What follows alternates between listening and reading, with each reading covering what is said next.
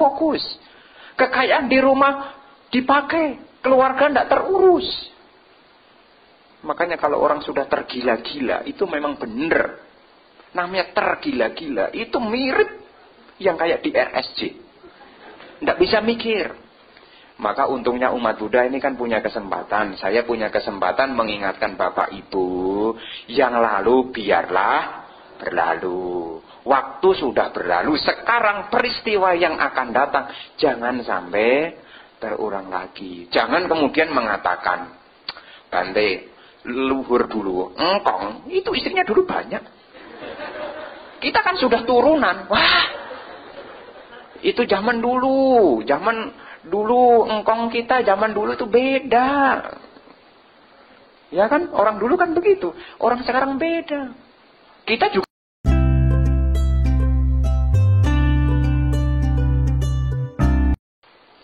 Bapak Ibu Saudara sekalian, pada kesempatan yang baik ini kita dapat hadir bersama membaca parita, bermeditasi sebagai sarana untuk meningkatkan keyakinan kita kepada Tiratana. Dan juga di kesempatan yang berbahagia ini, Bapak Ibu Saudara sekalian memiliki kesempatan untuk kembali belajar Dhamma ajaran Sang Buddha. Dan pagi hari ini, tema yang ingin saya sampaikan adalah yang harus dihindari oleh perumah tangga. Memang sebetulnya tema ini agak berat, meskipun bahasanya ringan.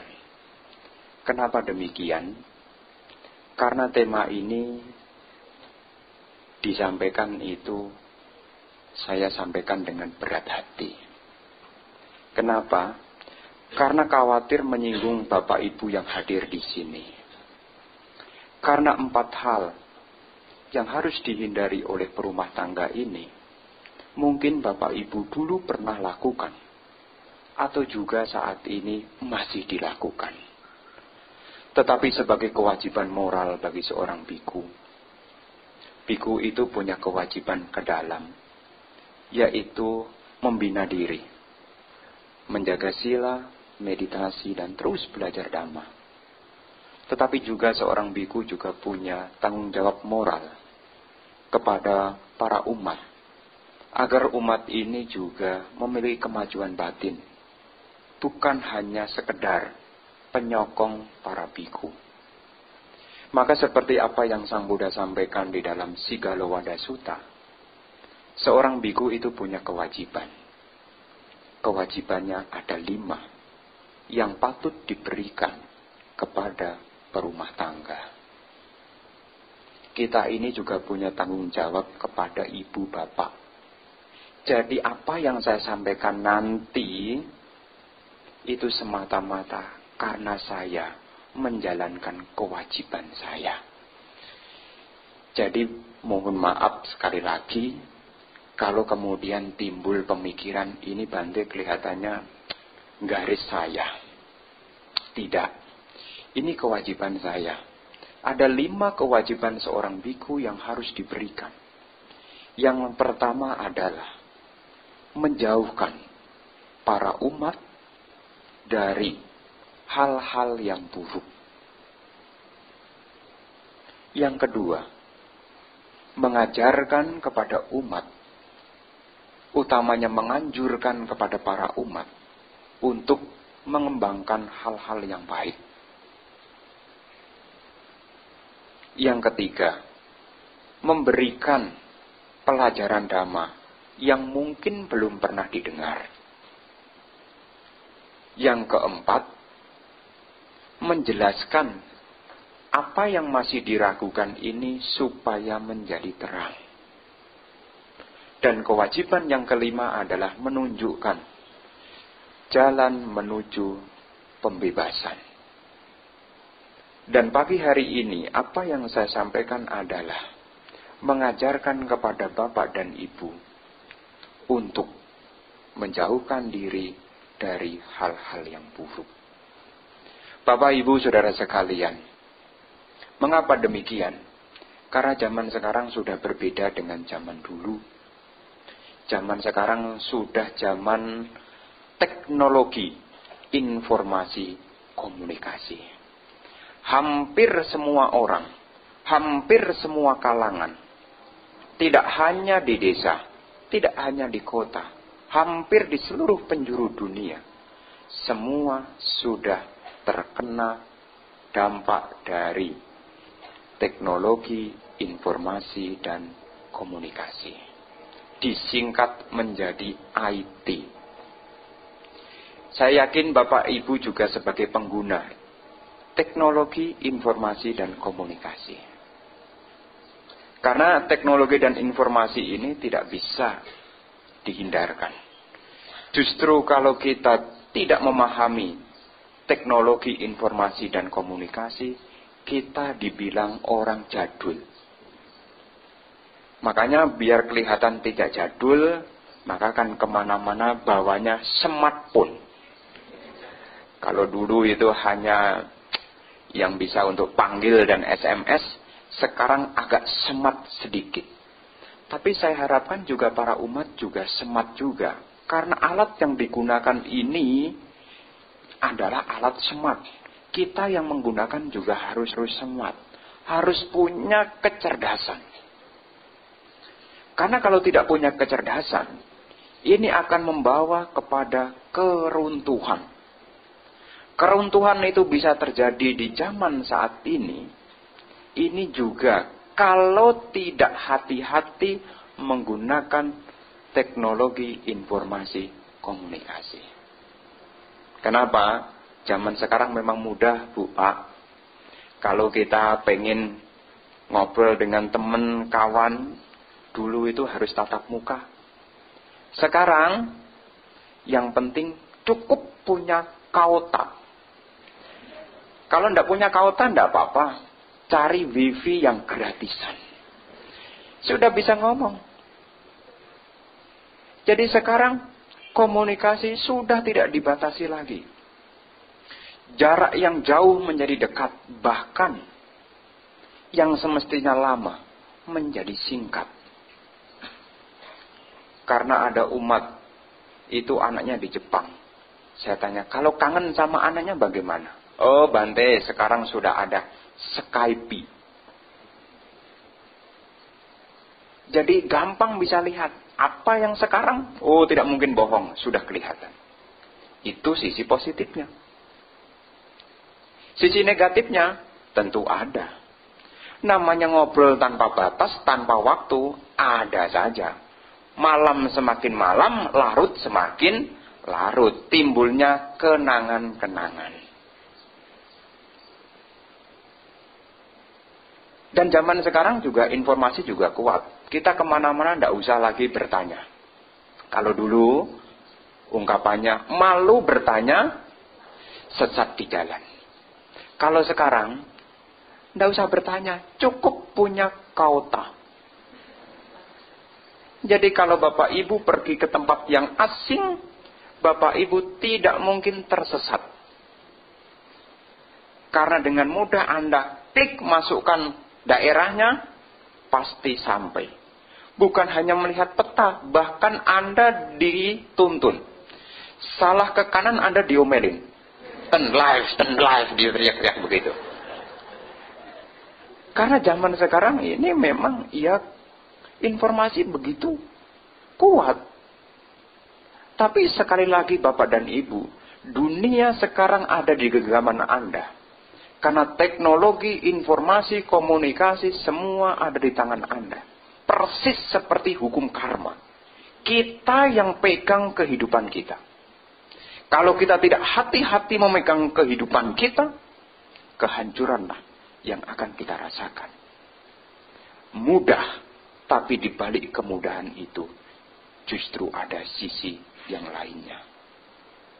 Saya yakin para umat Buddha ini pengen bahagia. Bener kan? Saya yakin juga para umat Buddha juga pengen kaya. Bener kan? Enggak, Bante. Saya tidak pengen kaya. Cukup mencapai nibbana. Kok jarang? Jadi harapan Anda melakukan sesuatu, perumah tangga pengen kaya. Anda perlu ingat 4 hal ini.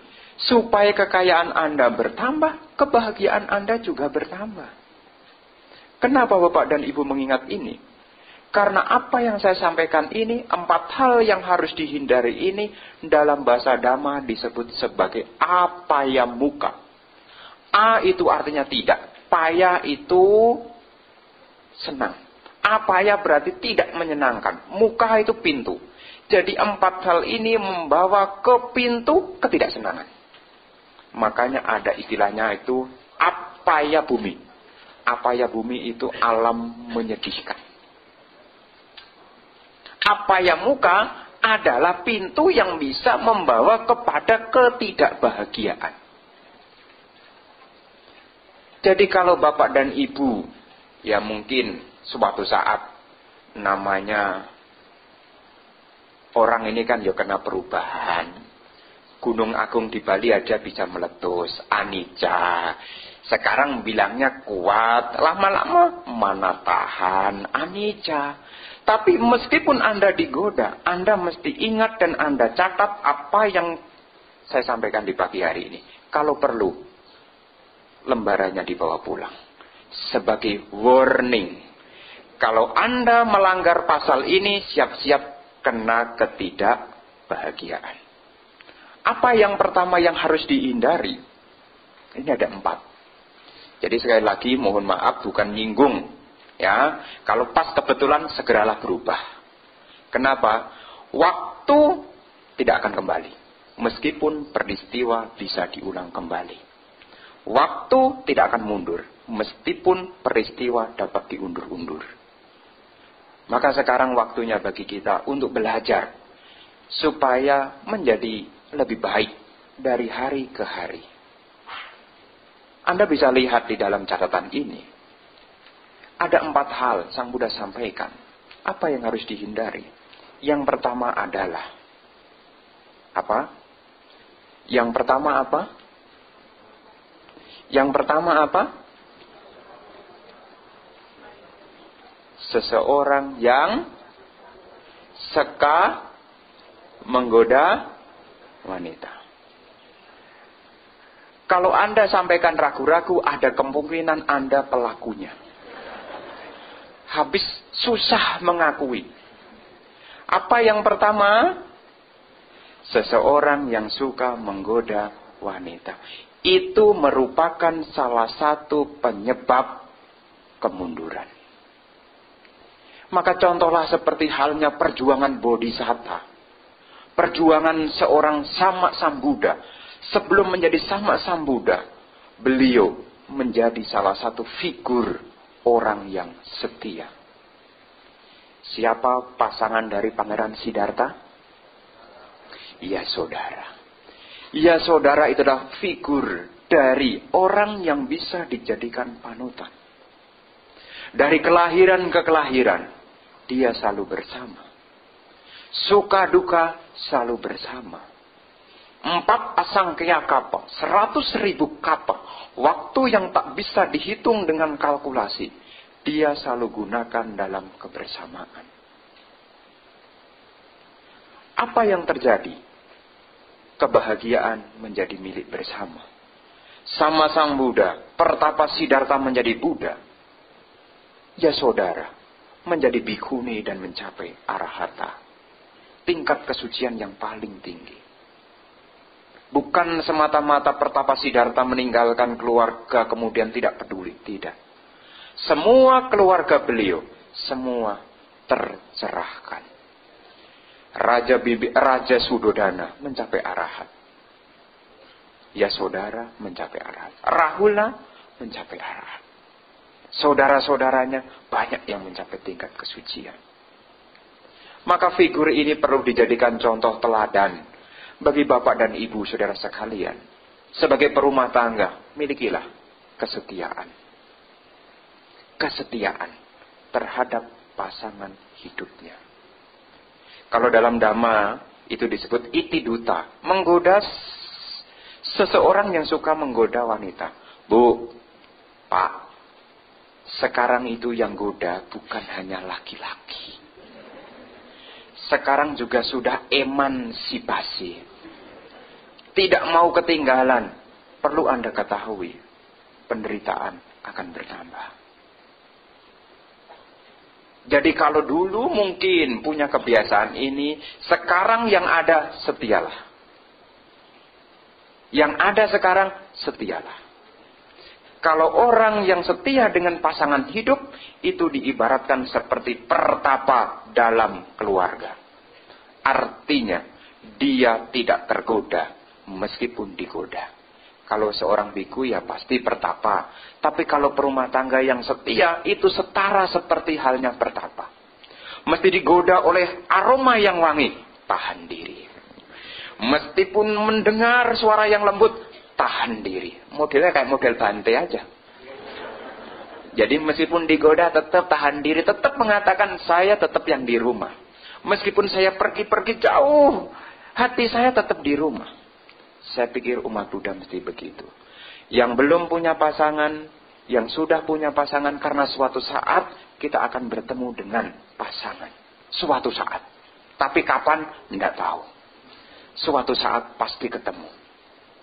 Nah, perlu Bapak Ibu Saudara ketahui, di dalam cerita-cerita Buddhis, ini juga disebut sebagai kemunduran. Kenapa dikatakan pengunduran? Karena seseorang yang sudah terlibat dalam hal ini, pikirannya itu tidak bisa kerja. Pikirannya hanya rekreasi, mencari.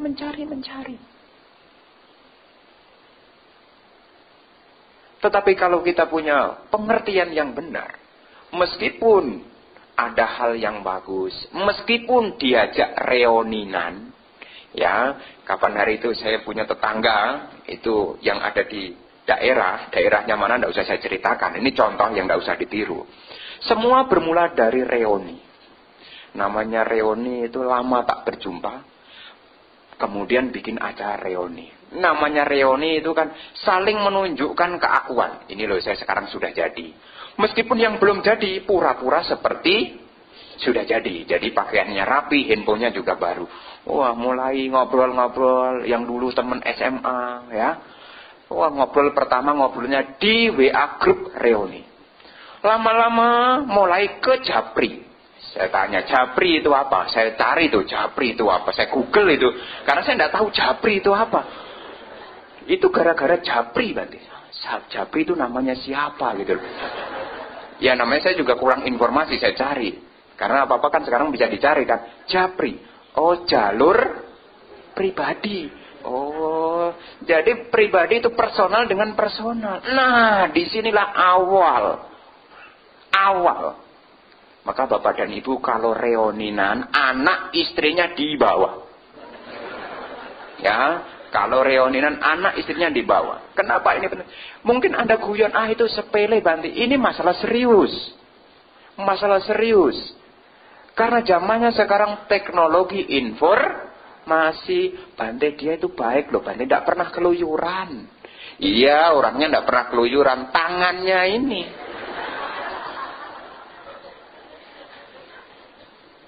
Ini zaman teknologi informasi. Perumah tangga pengen kekayaan, perumah tangga pengen bahagia. Kalau suka keluyuran cari yang macam-macam di luar sana, sekali, 2 kali, 3 kali, akhirnya pikirnya terobsesi. Kerja tidak fokus. Kekayaan di rumah dipakai, keluarga tidak terurus. Makanya kalau orang sudah tergila-gila, itu memang benar. Namanya tergila-gila, itu mirip yang kayak di RSJ. Tidak bisa mikir. Maka untungnya umat Buddha ini kan punya kesempatan. Saya punya kesempatan mengingatkan Bapak Ibu. Yang lalu biarlah berlalu. Waktu sudah berlalu. Sekarang peristiwa yang akan datang jangan sampai terulang lagi. Jangan kemudian mengatakan, Bante, luhur dulu. Engkong, itu istrinya dulu banyak. Kita kan sudah turunan. Wah, itu zaman dulu engkong kita zaman dulu itu beda. Ya kan? Orang dulu kan begitu. Orang sekarang beda.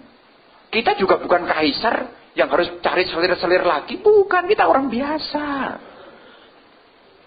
Jangan kemudian mengatakan, Bante, semuanya kan ada ikatan karma. Awas kalau ada yang bilang begitu. Ya Bante, kita ini kan pertemuan ada karma. Bante yakin kan ada hukum karma ya? Itu artinya minta pembelaan di balik kesalahan. Jadi Bapak dan Ibu, Anda menjadi perumah tangga, Anda pengen kekayaan. Anda menjadi perumah tangga, Anda juga pengen kebahagiaan. Dan Sang Buddha memuji para perumah tangga yang setia dengan pasangan hidupnya. Maka yang sudah menikah setialah. Mungkin Anda karena jarang-jarang Anda mengingat yang di luar itu menjadi hal yang luar biasa. Seperti orang yang sering makan nasi pecel. Sekali makan nasi padang dianggap nasi padang itu rasanya enak. Nasi padang. Terusnya apa? Biasa. Nasi pecel biasa, nasi padang biasa, mulai cari nasi rawon. Nasi rawon terus bosan, cari nasi uduk. Lama-lama karena kebanyakan makan nasi, jadinya kencing manis, nyesel. Ini hanya ilustrasi, Bapak dan Ibu, saya mengingatkan, ini kewajiban kami para biku. Untuk menyegah para umat Buddha, jangan sampai hidupnya menderita. Jangan sampai hidupnya membawa pada kemunduran. Maka yang sekarang, setialah dengan pasangan hidupnya. Kalau yang sudah lalu, ya tidak usah diingat-ingat. Jangan kemudian mengungkit-ngungkit. Bante, ini saya diregresi past life. Katanya dia itu pasangan hidup saya loh Bante. Kemudian yang sekarang ditinggalkan mengejar yang lama gara-gara cerita past life. Ada kisah umat rumah tangga begitu. Saya tidak tahu di mana itu ya. Ada. Jadi ada yang bermula dari teknologi informasi, tapi juga ada yang bermula dari past life. Maka jangan suka tanya, Bante, kehidupan masa lalu saya apa? Nanti kalau saya ngomong, kehidupan masa lalu Anda biku. Mau jadi biku? Enggak kan? Tapi kalau itu pasangan hidupmu di kehidupan masa lalu, bahkan beribu-ribu kehidupan kamu selalu bersama dengan dia. Yakin Bante? Iya. Ya udah kalau begitu Bante. Ini tidak benar. Maka Bapak dan Ibu Saudara sekalian, yang pertama yang harus dihindari adalah jangan suka menggoda yang bukan pasangan hidupnya. Saya tidak labeli wanita karena sekarang zamannya emansipasi. Bu, mesti setia dengan Pak. Meskipun banyak artis-artis di luaran, hati ibu tetap sama bapak. Ya, jangan kemudian, Bante, itu suaranya perhatian banget Bante. Bapaknya tidak pernah perhatian. Kita ngomong apa tidak pernah. Kalaupun saya telepon dia selalu tanya, ada apa? Tidak ada perhatian Bante. Pak, Bu, yang pertama mesti Anda ingat. Ya, diingat. Yang kedua, apa yang kedua? Seorang pemabuk. Nah, ini juga sama. Jadi yang suka mabuk-mabukan sekarang bukan hanya kaum laki-laki. Kaum wanita juga sama. Karena memang zamannya sudah emansipasi, tidak mau keting. Tapi umat Buddha, Anda boleh ketinggalan mabuk-mabukan, boleh, tidak usah ikut-ikutan. Bante, kalau tidak mabuk-mabukan kan tidak keren. Keren kata siapa? Anda bisa baca di situ. Apa akibat dari mabuk-mabukan? Di dalam Anguttara Nikaya Sang Buddha mengatakan, duhai para biku, peminum minuman keras, secara berlebihan dan terus-menerus, niscaya dapat menyeret seseorang dalam alam neraka, alam binatang, alam setan. Akibat paling ringan yang ditanggung oleh mereka yang karena kebajikan lain, artinya yo mabuk tapi juga punya kebajikan, dia lahir sebagai seseorang yang hilang ingatan. Jadi orang tidak waras. Tidak bisa diajak mikir. Maka Bapak dan Ibu jangan sekali-kali kepengin mencoba yang namanya mabukan. Bukan hanya minum-minuman keras sekarang. Sudah merembet dari kelas bawah sampai kelas atas. Kalau kelas bawah pakai botol yang gede. Mabuknya kalau sudah minum 5 botol. Kelas bawah. Kelas atas cuma satu begini. Diisep. Namanya, alah pura-pura tidak tahu. Namanya sabu-sabu, ekstasi. Itu juga harus Anda hindari. Karena itu juga membawa kemunduran. Akibat terburuk bisa ke alam neraka. Akibat keburuk juga bisa ke alam binatang. Bahkan kalau kita punya kebajikan sekalipun, kita bisa jadi manusia, tetapi mengalami ingatan yang kurang waras. Maka kalau ada teman-temannya ya, dikasih botol miring, nggak usah ikut-ikutan. Ya, dikasih ya macam-macam lah, sekarang itu macam-macam. Jangan kepingin. Karena itu semua melemahkan perhatian. Karena pelanggaran sila kelima, minum minuman keras, itu melemahkan kesadaran. Sati tidak kuat. Segala kejahatan tidak mungkin tidak dilakukan. Semua dilakukan. Kenapa? Karena perhatiannya sangat lemah. Ibaratnya filternya sudah amblong. Semua kotoran masuk, semua. Walaupun diceramai hal-hal yang bagus, tidak bakalan masuk. Makanya kalau menyadarkan orang yang mabuk itu tidak gampang. Kenapa? Karena saringannya sudah tidak bisa gitu loh. Kalaupun disuruh meditasi, bawaannya ngantuk. Jadi gampang ngantuan. Maka Bapak dan Ibu Saudara sekalian, yang kedua yang harus Anda ingatkan. Jangan sampai gemar minum minuman keras. Ya, karena ini juga zaman teknologi informasi. Mungkin Anda lihat ya, lagi bete di rumah, kemudian ada orang kirim WA tentang promosi begitu. Pas kebetulan stres juga nih. Cobalah, siapa tahu tidak stres. Hati-hati. Karena sulit untuk terbebas dari minuman keras itu sangat sulit. Narkoba juga sangat sulit. Sangat sulit. Karena hal yang nikmat itu terekam di alam bawah sadar. Dan itu teringat terus. Maka jangan sampai Anda terlibat. Anda tidak bisa mikir. Bahaya sekali. Ini yang perlu diketahui oleh kita saat ini. Ini ada di sekitar kita. Itu yang kedua. Yang ketiga, apa yang ketiga? Seorang penjudi. Kenapa Bapak Ibu? Ada umat Buddha begini Pak, Bu, Lu Bante. Pancasila Buddhis itu kan 5. Di dalam Pancasila Buddhis itu kan tidak ada menghindari untuk tidak berjudi. Kan saya berjudi kan bukan pelanggaran sila atau Bante. Ya memang bukan pelanggaran sila, tetapi berjudi itu juga awal dari pelanggaran sila. Kalau Anda berjudi kira-kira temannya siapa? Ya itu satu paket. Kalau sudah suka judi, di situ sudah mulai suka mabuk-mabukan. Kalau sudah judi sudah mulai keluyuran. Lah duit banyak mau dipakai apa? Ada promosi apa tidak tertarik? Apalagi ada yang dipromosi-promosikan. Maka jangan sampai para umat Buddha kepengen mengembangkan kekayaan dengan cara berjudi. Bante, itu teman saya judi loh Bante, untung loh Bante. Tahun kapan? Tahun sekarang, tahun depan? Kita hanya bergantung hoki. Anda sekarang pasang mungkin tembus. Wong Anda pasang 10 kali, tembus 2 kali aja udah karma baik luar biasa. Bapak dan Ibu Saudara sekalian, jangan sampai Anda juga, karena ini juga bukan hanya laki-laki, ibu-ibu juga sama. Dan ini dari hal yang sederhana. Kumpul-kumpul orang hajatan mulai 99 kiu-kiu. Mulai ya cekei, mulai begitu-begitu, mulai kecil-kecil. Mulai kalau sudah mentok dari dunia nyata menuju ke dunia lain. Cari nomor. Iya itu bisa terjadi. Kadang-kadang karena belum pernah mendengar ini, tidak pernah malu tanya Bante.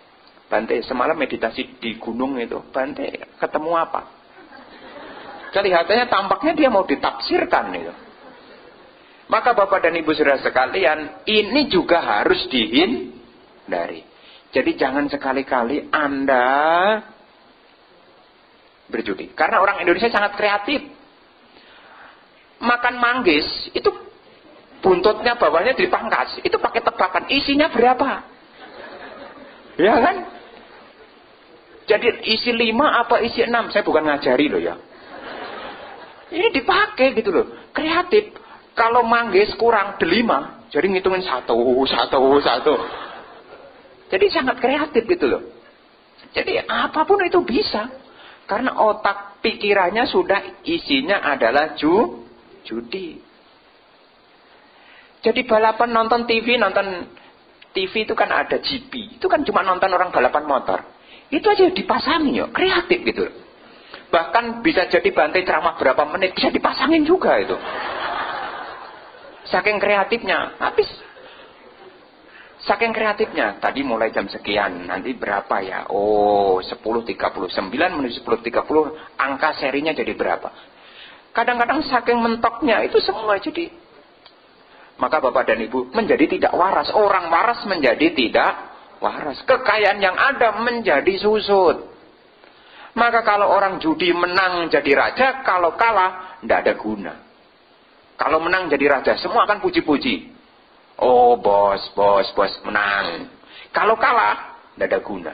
Pinjem, tidak ada yang dipercaya. Makanya Bapak dan Ibu, kalau usahalah yang baik. Ya. Karena kalaupun Anda menang dengan berjudi, kekayaan Anda tidak bisa Anda rasakan. Karena Anda peroleh bukan dengan ketenangan, tidak memberi dampak ketenangan, yang ada serba ketakutan. Saya bukan kemudian Bante ini menghukum ya. Enggak, hukum karma itu begitu. Saya menyampaikan di hukum karma kalau orang berjudi itu pasti tidak tenang. Apalagi sekarang ada undang-undang tentang judi, bisa ditangkap polisi. Jadi yang ketiga yang perlu dihindari oleh perumah tangga adalah jangan berjudi. Ya, karena sekarang ini kamu titip apa enggak? Kadang-kadang kita enggak judi, kita baik-baik. Semalam saya mimpi loh. Mimpi udang di dalam kolam. Itu pasti nomornya itu. Itu kadang-kadang kita kemudian ikut terbawa juga. Bisa terpakai juga, kemudian terbawa juga. Maka zaman sekarang hati-hati ya. Hati-hati togel ya. Singapuran itu ada. Ada. Saya tanya masih ada ya? Masih ada ternyata. Kalau dulu kan di Pampang jelas, sekarang ya sembunyi-sembunyi. Tetapi itu semua membawa kerugian. Jangan judi. Mungkin yang pertama Bante, saya tidak menggoda. Saya juga tidak mabuk-mabukan. Saya juga tidak berjudi. Tapi yang keempat Anda harus ingat.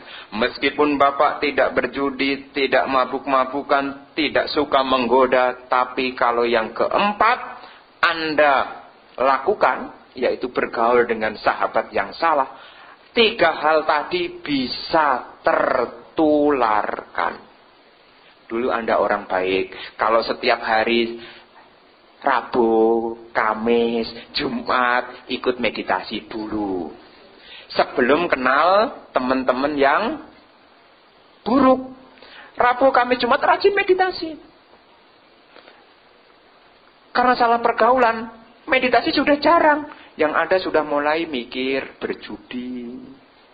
Karena banyak teman-teman yang dulu ikut meditasi retret 10 hari. Saya tidak tahu ikut meditasi sebagai penerawangan, saya juga tidak tahu.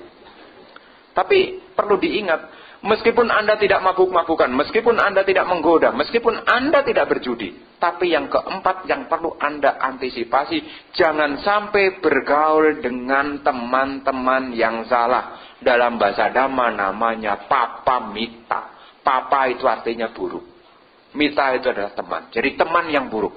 Karena semua yang terjadi, kita ini adalah makhluk sosial. Segala yang terpengaruh dari kita, ini paling banyak dari teman-teman kita. Ibu bapak kita mempengaruhi kita. Kalau kita sampai kelas SD. SD kita dipengaruhi oleh bapak ibu kita. SMP, SMA, kuliah, kita dipengaruhi oleh teman. Setelah nikah, kita dipengaruhi oleh teman. Jadi teman itu sangat banyak kontribusinya kepada diri kita. Maka hati-hatilah sama teman. Teman yang baik itu menganjurkan kepada hal-hal yang baik. Biasanya teman yang baik itu menganjurkan ke jalan-jalan yang terang. Kalau teman yang buruk mengajak ke jalan-jalan yang gelap. Contohnya, yang lampunya gelap. Ya, jadi biasanya teman-teman yang buruk itu carinya tempat-tempat yang gelap. Maka Bapak dan Ibu, Anda bisa lihat, teman Anda ini baik atau buruk. Tergantung dia ngajaknya kemana. Ke wihara Dhamma Caka, diskusi Dhamma, meditasi, atau ke Ancol. Ada apa di Ancol? Ada wihara juga. Tapi ada sisi yang lainnya juga. Maka Anda harus hati-hati. Meskipun Anda punya teman, ya kita kan sama teman kan mesti baik. Harus tahu seleksi. Sebab tidak semua teman itu baik yang awalnya itu memang niat baik. Ada yang awalnya baik, kemudian mulai ngasut-ngasut. Ini temanku dapat ini loh, kamu mau pasang enggak? Temanku ada obat baru loh, mau coba enggak? Dari teman. Coba ditanya orang-orang yang ada di Cipinang, dia kena narkoba gara-gara siapa? Bukan karena bapak dan ibunya yang mengajarkan, bukan. Karena temannya. Maka teman-teman ini menjadi hal yang berpengaruh dalam kehidupan seseorang. Maka Sang Buddha juga mengatakan di dalam Dhammapada, kalau seandainya seseorang dalam perjalanan tidak menemukan sahabat yang baik, hendaknya dia berjalan seorang diri. Daripada berjalan dengan orang yang buruk, lebih baik berjalan seorang diri. Kenapa? Karena kalau kita salah dalam bergaul, akan meruntuhkan segala apa yang telah dibangun. Maka dalam Manggala Sutta yang seperti tadi dibacakan, Sang Buddha mengajarkan, menunjukkan berkah pertama. Bukan berdana. Berkah pertama dalam Manggala Sutta adalah asewana cakbalana. Tak bergaul dengan orang-orang yang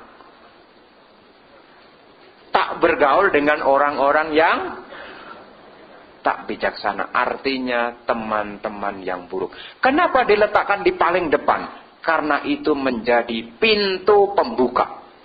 Kalau Anda awalnya sudah salah, ke belakangnya pasti salah. Hidup itu seri. Habis satu pasti dua. Habis dua pasti tiga. Habis Senin pasti Selasa. Habis Selasa pasti. Iya. Kalau Anda salah dalam bergaul, belakangnya pasti salah.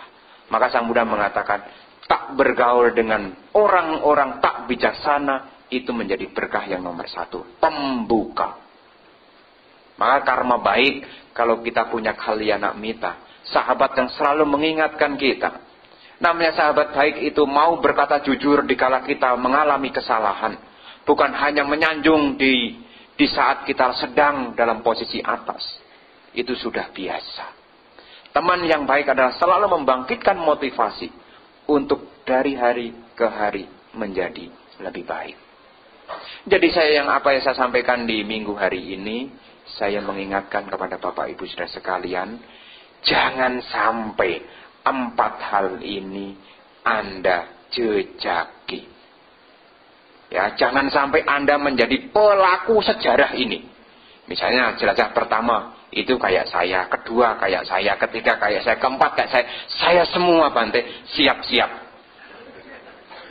Siap-siap. Ya, siap-siap. Setelah kematian tidak berbahagia. Karena itu adalah apayamuka. Jadi 4 hal ini dicatat di rumah, kalau perlu dikasih magnet, ditempel di staples di dekat kulkas, jadi supaya ingat, tak boleh menggoda, tak boleh mabuk, tak boleh judi, tak boleh salah bergaul. Supaya ingat. Kalau Anda ingat ini, kemajuanlah yang didapat. Kekayaan akan ditambah, dari hari ke hari akan bertambah. Kebahagiaan juga beransur-ansur bertambah. Ingat, waktu tak pernah kembali. Meskipun peristiwa bisa diulang lagi. Sekarang hanya sekarang. Minggu depan mungkin bisa ada. Tapi ceritanya minggu depan tidak sama dengan minggu ini. Jadi waktu tak pernah kembali. Meskipun peristiwa bisa diulang kembali. Kembangkanlah hal-hal yang baik, supaya kebahagiaan menjadi milik Anda. Kembangkanlah hal yang baik, sehingga kekayaan juga menjadi milik Anda. Di dunia ini berbahagia, di dunia sana berbahagia. Sekian, terima kasih atas perhatiannya. Semoga sanak keluarga, leluhur, semoga semua makhluk juga semuanya berbahagia. Sabe sata bawantu sukitata. Sadhu, sadhu, sadhu.